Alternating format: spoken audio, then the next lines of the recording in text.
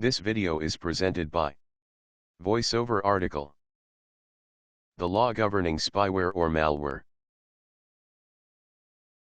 The EU e-Privacy Directive, 2002/58/EC, is aimed at modernizing existing law in the area of e-privacy.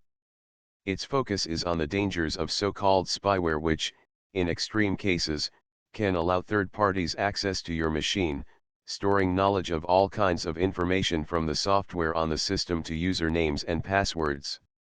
In essence, it allows someone you do not know to gain access to your confidential information, store their own information and also trace your activities. Facilitate disabling of spyware. Whilst it seems that prior consent is not required from you in order to this, under the directive a business must allow people to notify them that they do not want it. In simple terms, they must make it clear how to disable it. Furthermore, companies can only use such software for legitimate purposes and with the knowledge of the user. Effectiveness of the law. The problem with this is that the main offenders are people who will have little respect for the law and therefore policing it as a problem in the same way that the legislation allowing people to opt out of unsolicited marketing calls, the telephone preference service, has not been very effective due to the large use of such sales approaches by companies that are less than legitimate.